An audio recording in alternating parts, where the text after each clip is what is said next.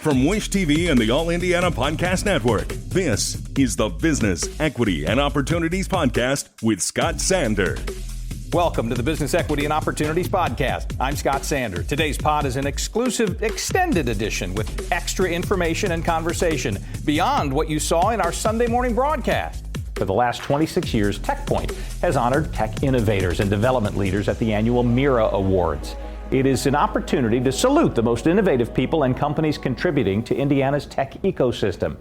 We've selected the Resilience Award winner, Nida Ansari, to highlight as our success story. Every business is unique and has a target audience. If you own or manage a business, Circulus Digital Media can help you connect and grow your customer base with turnkey digital solutions that are nimble, offering best-in-class results, service, and support to reach a bigger customer base, allowing you to pinpoint a specific audience down to the smallest details. Get outside the city, the state, span the globe. Put Circulus Digital Media to work for you. Get started now at circulusdigital.com. That's circulusdigital.com. Ryan Reynolds here from Mint Mobile. I don't know if you knew this, but anyone can get the same premium wireless for $15 a month plan that I've been enjoying. It's not just for celebrities. So do like I did and have one of your assistants switch you to Mint Mobile today. I'm told it's super easy to do at mintmobile.com/switch. Upfront payment of $45 for 3-month plan, equivalent to $15 per month required. Intro rate first 3 months only, then full price plan options available. Taxes and fees extra. See full terms at mintmobile.com. My name is Nida Ansari. I'm the Chief Innovation Officer of 16 Tech. And you've just recently won an amazing Resilience Award from Mira. I want to talk about that first. What did it mean receiving that? It was extremely unexpected, an honor. I was humbled. There were 16 other nominees who had stories equal to mine. Everybody's got one. I think it was validating to a degree to know that the judging panel and whomever heard my story heard it, right? So I think I said, when the day I got it, I kind of said, I feel seen and I feel heard, and it's completely true. I think that's all what any of us wants. So at the basis of it, that's how I felt. To tell that story was really personal. And I mentioned earlier when we were talking that I haven't told that story before. I didn't tell that story at all. To a degree, I don't know if I felt like it wasn't relevant. But turns out that it is. It's a part and parcel of who I am. It's a huge part of my experience. It took me 19 years to become a citizen. So that's a large swath of my life. It predicated what jobs I took. It predicated where I lived. So in no small way, it also predicated whether or not I kept the job, because if I didn't, I would have had to go back home to Pakistan, where I had never meaningfully lived. So it means a lot to hear from the tech community that my story was important, and ultimately the impact and the role I play in the tech ecosystem is seen. Your story also takes place over the span of a few very troubling years here. Yes. I'm going to talk a little bit about that journey, to what degree, and how that relationship of what was going on in the world and what you had to overcome to become where you are now. So not in the plan. We moved here February 2001, which was 7 months before 9/11. We moved here with a different plan in mind. At the time, you could become a citizen within a few years of having jobs and being productive members of the community. We also moved as a Pakistani family from the Middle East to right outside of DC. And so when 9/11 happened, I'm 7 months in, I don't know what's happening. I hear and see it on the news, but I meaningfully don't know how it's going to affect our lives. We got to a point where you heard about it. We had neighbors across the street who had their home raided. The Patriot Act changed a lot of things for us. It changed my immigration path. I ultimately then ended up becoming an international student at a private school in Southwest Virginia called Roanoke College.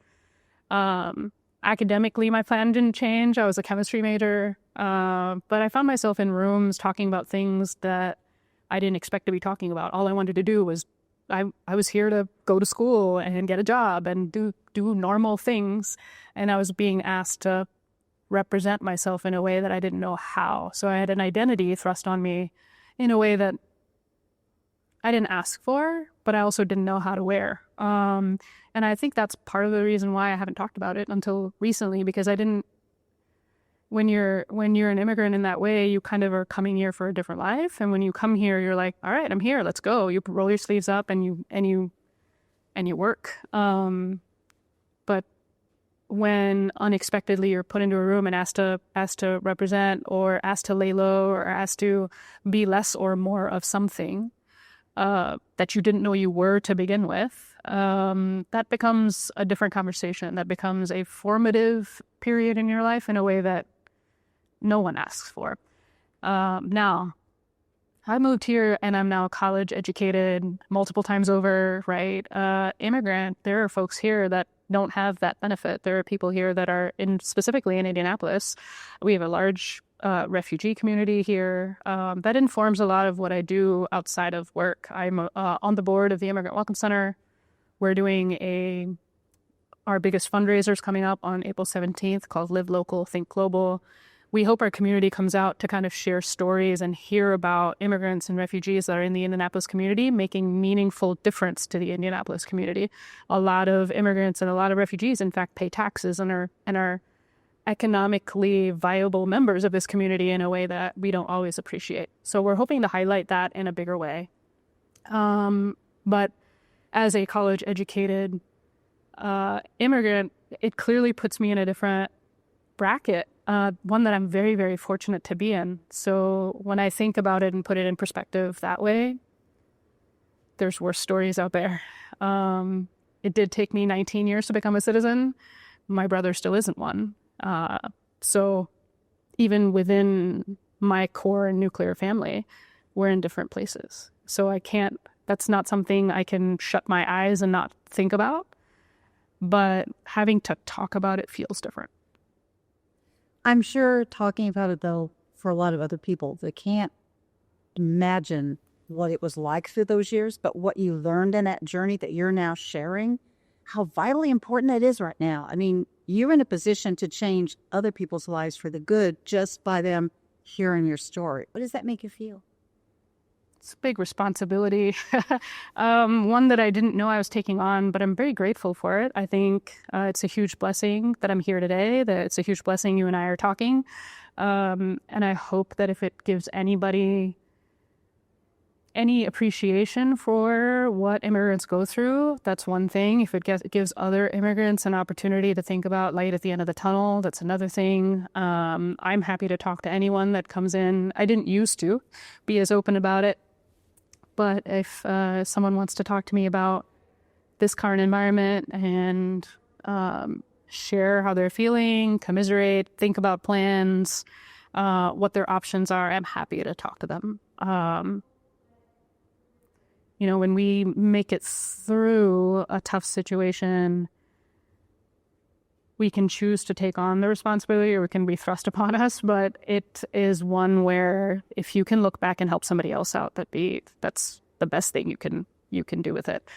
I'm not the only one. There's resources here, there's formal and informal resources here. So if there are immigrants that listen to this that want to talk about their options, I'm happy to talk to them. In fact, a couple of weeks ago, we had a lunch here at 16 Tech, and somebody came up to me afterwards after I shared a very short snippet of my story and shared that she was in a boat where she had a different immigration status than her husband, and I pointed her to the Immigrant Welcome Center as a potential source of information, as a potential source of resources, legal advice, things like that. So. Do you think that a lot of what you've learned and a lot of what you pass on when you're looking at an entrepreneur or a small business person that has hopes and dreams, that this is the kind of thing, no matter what their journey has been, you're right, everybody has a story, right? But to take the strength that it took for you and the things that you learned. I mean, I think strength is important, but I think you also probably used a little of that intuition of knowing when a door is opened, how to take advantage of a situation, how to learn from the situation. I can only imagine you're like a sponge, always learning and learning about things. But I think, don't you think that has maybe prepared you to become the businesswoman that you are now? It definitely has. So when you're in a situation where you feel like you have no options, just a creak in the door feels like an opportunity. So it's not even the door's wide open. It's someone's just unlocked it and waiting for you to open it. So I've gotten to a place where if I have something to ask somebody, I'll ask it, because a question unasked will always go unanswered, and it'll always be a no.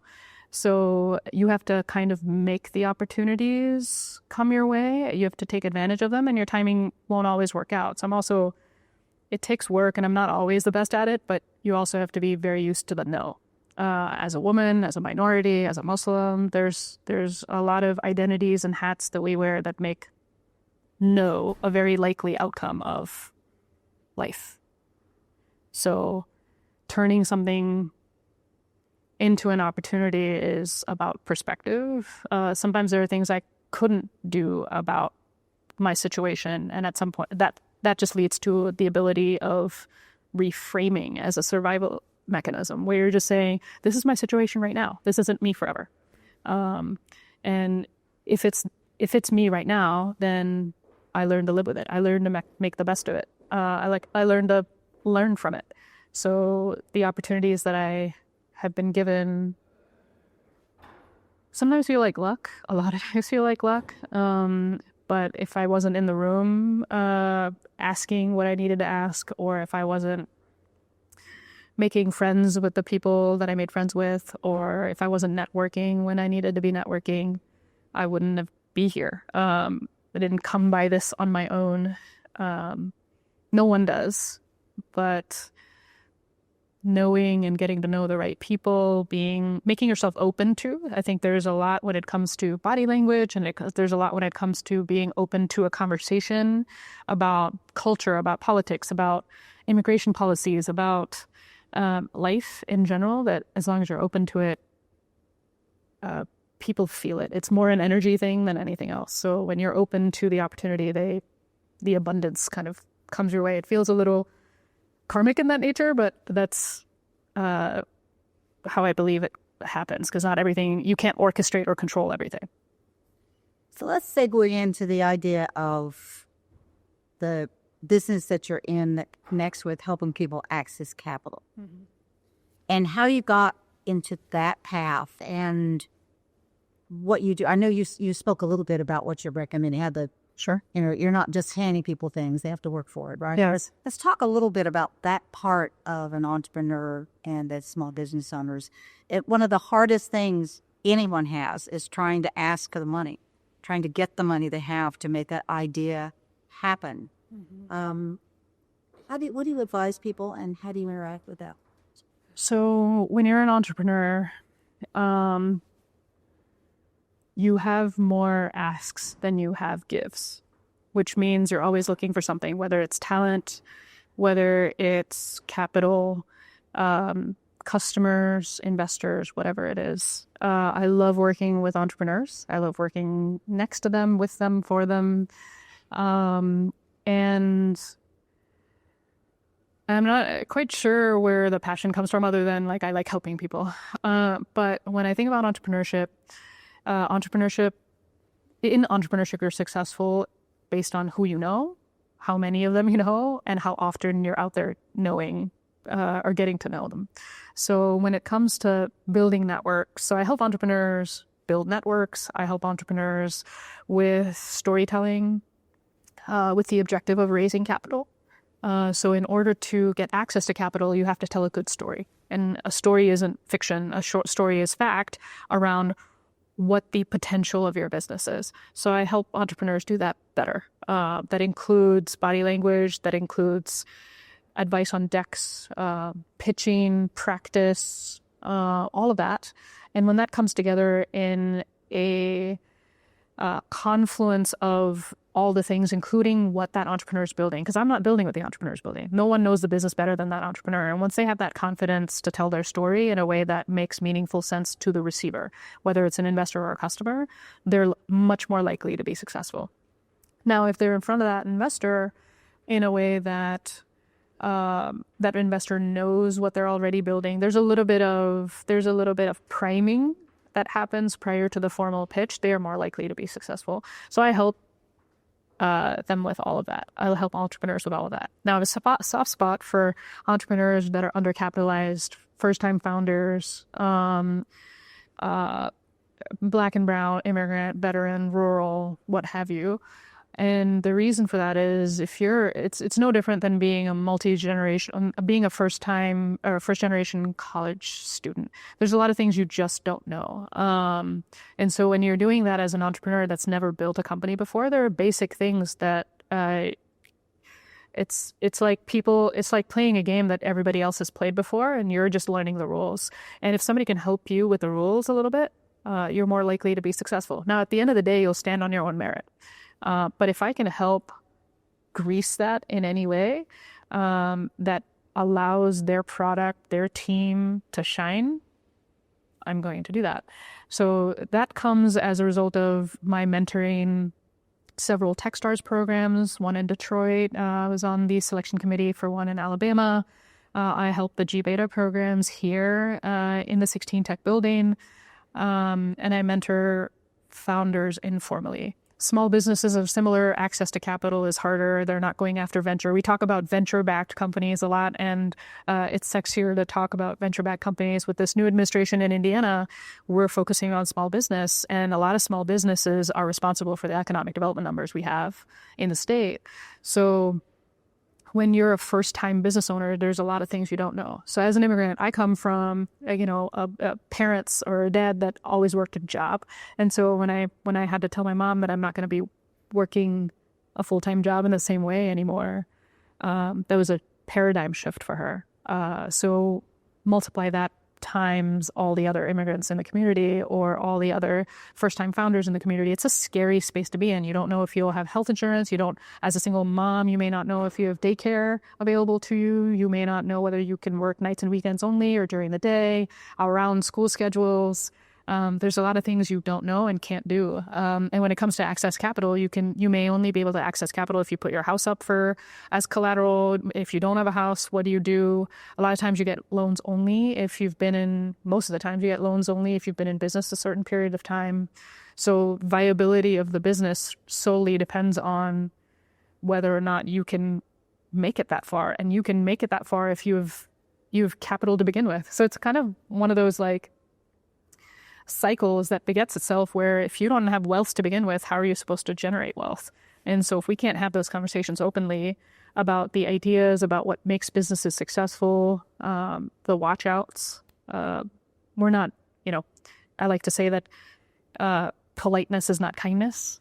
So if somebody came to me and said, hey, I'm going to work on this idea, and I happen to know for a fact that there are some things they should watch out for, if I just simply pat them on the back and say, great job, nice job, sounds great, good for you, and send them on their way, I've not done the kindness to them. I've effectively,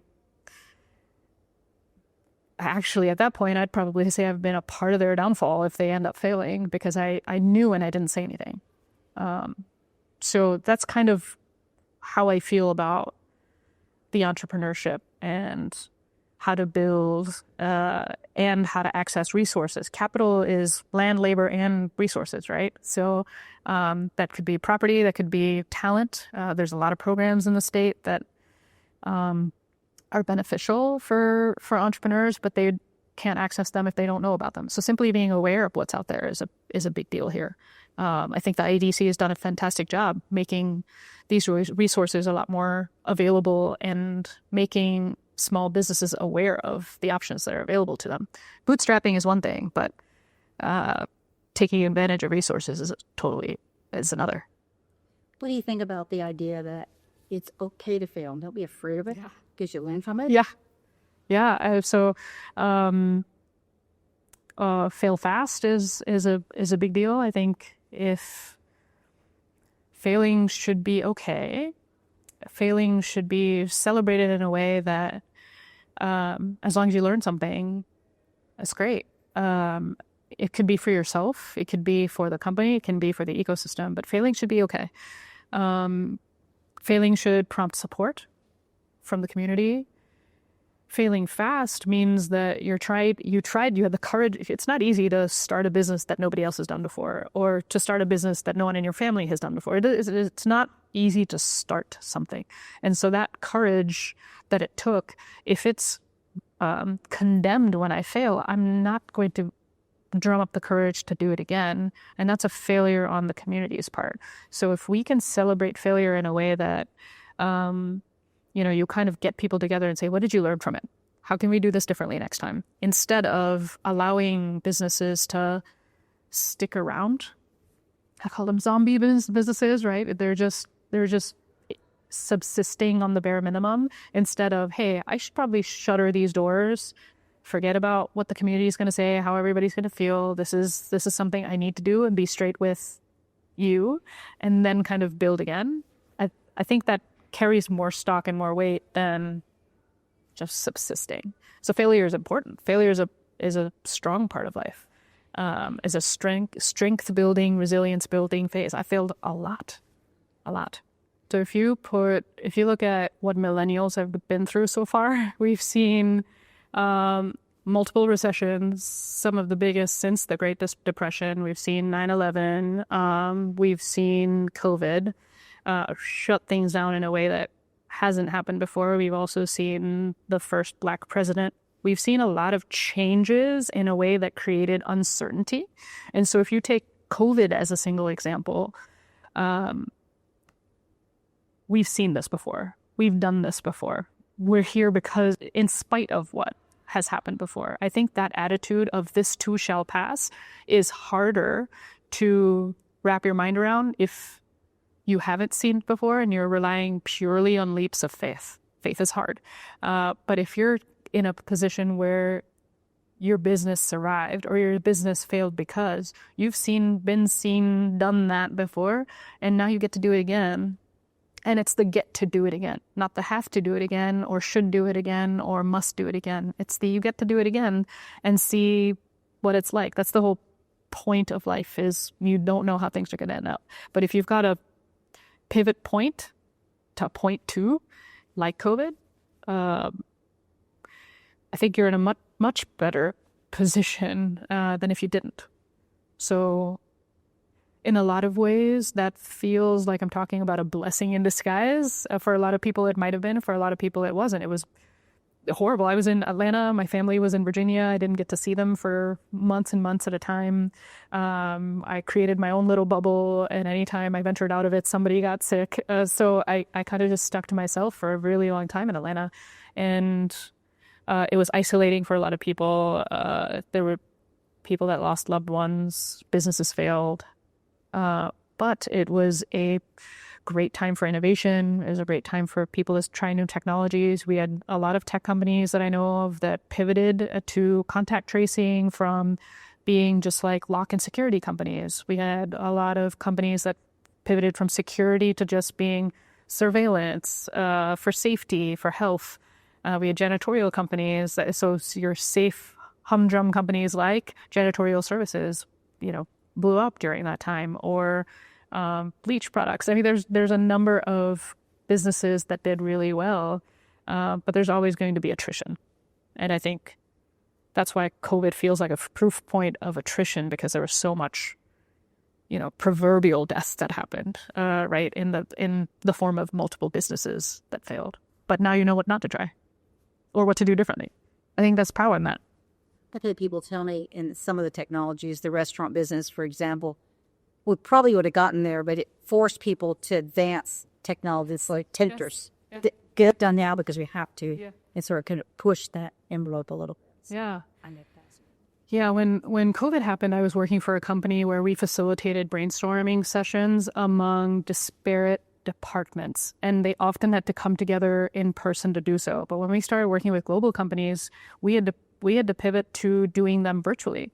And so fortunately, by the time COVID hit, we had already started onboarding a plan to do these brainstorming sessions, facilitation sessions, design sprints completely virtually. So we were a little bit ahead of the game. At the time, I also worked for a European company. So they shut down a couple weeks before us. And so when that happened, we were leaps and bounds ahead of our peers when it came to implementing technology that otherwise would not have been available. Now, it really, I think, tried and tested parents and teachers to a really different degree, where you had to make sure that kids were still paying attention from home and learning what they needed to learn, and teachers who had taught the same lesson plan for a long, long time had to pivot to delivering it online. That didn't come certainly without its challenges, but it forced us to embrace technology in a way that at a rate that we might not have had COVID not happened. Now, it has completely different implications for the going back to work and going back to the office, and then travel, global travel. It's impacted that quite a bit. So long term, I think we're going to continue seeing changes, but they're not all bad. They're not all good, but they're not all bad. You were sharing with me, and one of the things we bring up a lot of times in the Running Your Business segment is how important it is to get out, to be a part of the community. Yeah. And it's also good business. Yes. Because you meet people and you sit on several boards. And can you kind of give your philosophy of how important it is for people to get out there, meet the community, give back to the community? You're doing good, but you're also, it's a way of networking and finding out and taking advantage of that. Can you chat? Yeah. So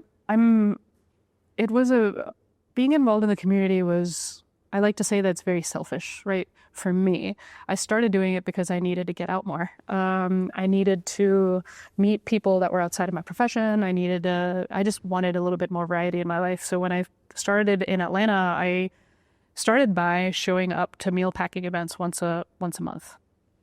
And I just did that for years. And I got to a point where I was helping to organize them. And I was, so when I moved here, 2 weeks after I moved in 2021, Indievolved is one of the events that I went to. It's put on my Indie Hub. It was at Victory Field for a number of years. It was at the State Fair grounds this past year. So I went to it, and I went with a couple goals in mind. And I was like, I want to get involved in more entrepreneurial related activity. I'm passionate about food insecurity, and I'm passionate about immigrant and refugee issues and causes. So the organizations that I was involved in Atlanta didn't exist here. And so I went to this thing, fantastic event, walked around, learned a lot about a lot, and ended up at the board of the Speakeasy. Now, I ended up getting involved, ultimately ended up in the boards of these organizations, but I ended up meeting the Speakeasy, the Immigrant Welcome Center, and Pack Away Hunger, and all three of which I ended up on the board of. And so, and quite candidly, my social circle also became that, right? So that's how I met friends. That's how we celebrate birthdays together. We celebrate weddings. We celebrate job gains, losses, all the things with this group. And so that actually became the starting point for my social network after I moved to a state where I knew nobody. And so that's kind of the story of how it happened. Now, when it comes to why community engagement's important, then nothing happens like in isolation, whether it's a single person or a single organization. There's no one thing that comes together, and that's why we call it an ecosystem. An ecosystem is one that sustains itself. You could create an herbarium, put a bunch of plants that are symbiotic with each other into a completely closed system, and it'll sustain itself. And that's what an ecosystem is. So, but if you put a plant by itself into a closed pot, it's not going to survive. So none of us survive on their own or on our own. So giving back makes you feel better. I think it begets abundance to you. In going back to the energy type of conversation, whatever you give away comes back to you in some way, shape, or form eventually. It's just good to put out there. It feels good to help people. And so when I think about, I'm going to the Indiana Hunger Summit on Thursday, put on by Corteva and a number of other organizations, Agri Institute and others, to learn a little bit more about hunger in Indiana. I went to the Hunger and Health Summit put on by the IBJ breakfast put on by the IBJ a couple weeks ago. At the end of the day, Indiana's 92 million meals short every year. 1 in 7 of us does not know where their next meal is coming from. And I say us because there are people in Carmel, in downtown Indiana, that don't know where their next meal is coming from. I spoke with university students that say at the beginning of every semester they have to make their choice between food and textbooks. That is an unfortunate choice to have to make. It's not a distribution conversation. It's not a lack of food conversation. It's a distribution conversation. It's not getting to the people that need it in the way that they need it. So where would we be if we didn't have community? If my neighbors were struggling to put food on the table for their children, what kind of human would I be? It's more vindicating about me as a person than it is about them if I did nothing. It's more social responsibility. It's more obligation. It's more, you can put it in whatever bucket you want. It might be, it scratches an itch for somebody that likes to help people. Some people do it because it's a tax write-off. It doesn't matter. At the end of the day, it doesn't matter. But I think giving back to the community is something that it was instilled in me as a person growing up too. It's part and parcel of Islam. It's part and parcel of, what my parents did growing up, what my brother does. So we just do it, right? And if you don't have to think twice about it. It doesn't have to be a big deal. You don't have to talk about it. You don't have to. It's not a transaction. It's just it's one way, right? How great it would be if every business literally built that into their business plan.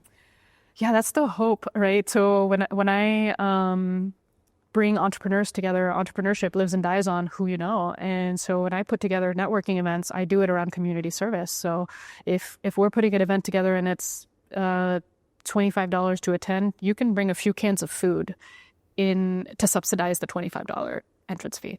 Or we can do a networking event over meal packing and you get to know somebody while you meal pack instead of making eye contact with someone for 30 seconds and hoping to find someone more important in the room as your next conversation. So it changes the conversation in a way that levels the playing field. It at minimum leaves you feeling good about making an impact in the ecosystem. We can send the meals wherever you want. We can have them be clothing drives. We can have them be hygiene kits, STEM kits. It really doesn't matter as long as there's a community impact story to be told afterwards. So afterwards, I'll do a report on the network impact, who met whom, what were the stories, did you meet a board member, did you meet a podcast guest, did you meet a marketing designer, like who did you meet?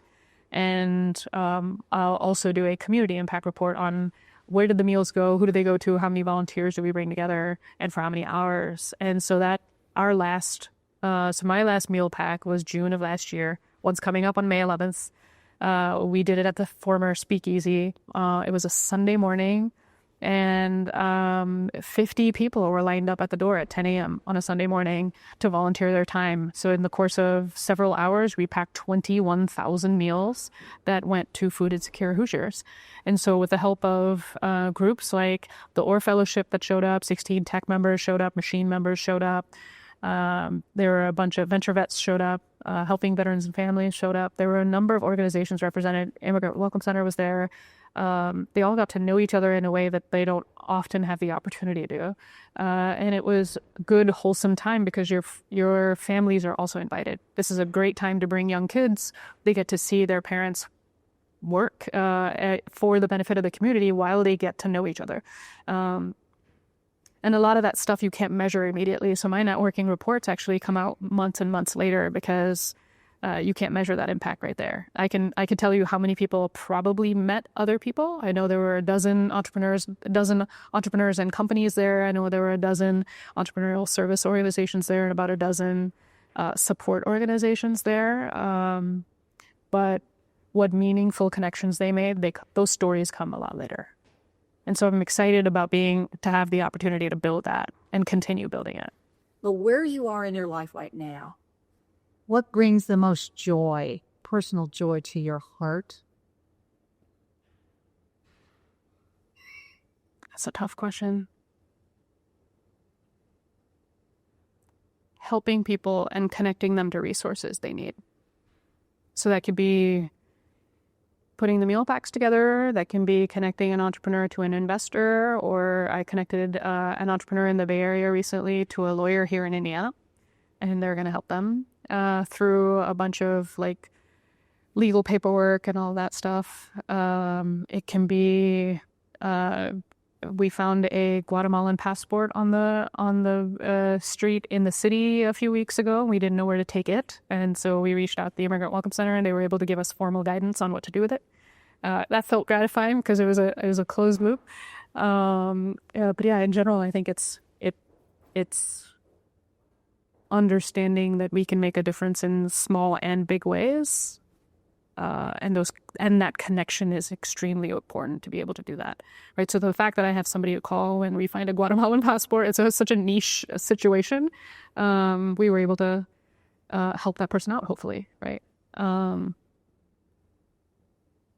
Lots of stories that I can't directly point to, but that as my having anything to do with it, but that ripple effect, that butterfly effect, it extends pretty far and wide when we think about geographies. If I'm able to pack a meal here that eventually gets distributed to somebody in South Sudan, the fact that I've helped in any measurable way, whether it's like putting a grain of rice into a bag, been able to put food on the table for a family in South Sudan or Yemen or Pakistan, there's nothing better, honestly. Our thanks again to all the contributors who joined us for this episode of the Business Equity and Opportunities podcast. We hope you found it enlightening, useful, and inspiring. You'll find more information about the show on our website, beoshow.com. You can watch Business Equity and Opportunities Sunday mornings at 10 on Wish TV or live stream it through wishtv.com. Each week we provide 7 full segments with topics ranging from how to get started and how to access capital to the day-to-day running of your business and questions about accounting and bookkeeping. We feature business news and trends and always share a success story from one of our contributors. Join us next time for more insights into the world of small business. Be sure to sign up for our Business Equity and Opportunities newsletter to get even more valuable, up-to-date information. And if you have any questions or you'd like to be part of our show, please email us. The address is beo@wishtv.com. We'd love to hear from you. I'm Scott Sander. Thanks for listening. Watch the Business Equity and Opportunities show on Wish TV and access all of our content and share it on demand anytime at beoshow.com. You can find more podcasts from Wish TV on the All Indiana Podcast Network at allindianapodcastnetwork.com.